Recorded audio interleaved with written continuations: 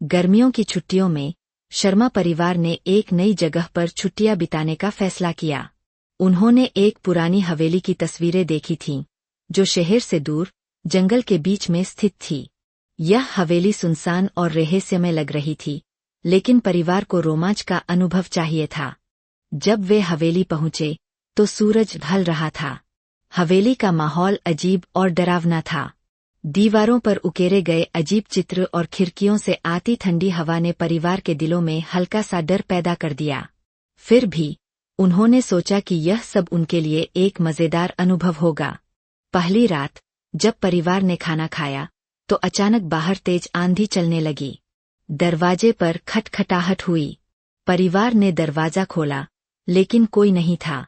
वे सभी डर गए, लेकिन उन्होंने इसे हवा का खेल समझा और सोने चले गए।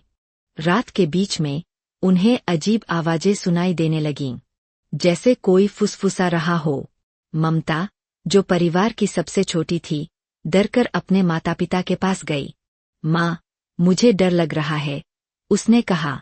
माँ ने उसे दिलासा देते हुए कहा, कुछ नहीं है, बस तुम सो जाओ। दूसरी रात सब कुछ सामान्य लग रहा था, लेकिन जैसे ही चांद आसमान में आया, अचानक एक काले रंग की छाया हवेली के चारों ओर दौड़ने लगी।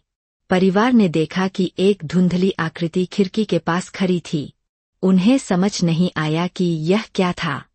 तीसरी रात परिवार ने तय किया कि वे हवेली के पीछे के जंगल में जाएंगे।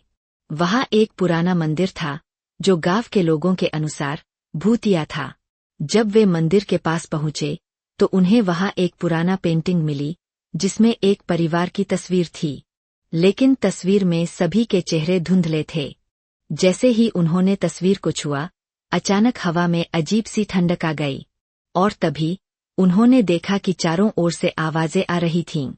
यहाँ से जाओ, तुम्हें यहाँ नहीं होना चाहिए। परिवार डर गया और भागने लगा, लेकिन जैसे ही वे हवेली की ओर मुड़े, उन्होंने देखा कि दरवाजा अपने आप बंद हो गया। हमें बाहर निकलना होगा, पिता ने कहा, लेकिन दरवाजा खुलने का नाम नहीं ले रहा था। अचानक ममता ने कहा, क्या तुम्हें वो छाया याद है? वो मुझे देख रही थी। परिवार ने ध्यान दिया कि एक धुंधली आकृति सच में उनके पीछे थी। यह वही छाया थी जो उन्होंने पहले देखी थी।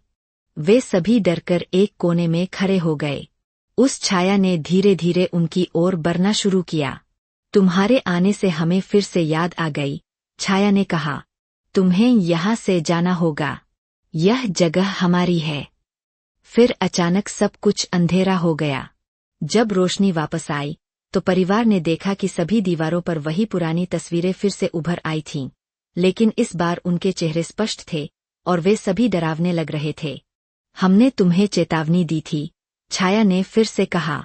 तुमने हमारी जगह पर कदम रखा है, अब तुम्हें हमारे साथ रहना होगा। परिवार की चीखें हवेली में गूंजने लगीं। अंततः जब सब कुछ शांत हो गया तो हवेली फिर से सुनसान हो गई। वहां कोई भी नहीं था, लेकिन दीवारों पर वही डरावनी तस्वीरें हमेशा के लिए रह गईं, एक नए परिवार का इंतजार करती हुईं।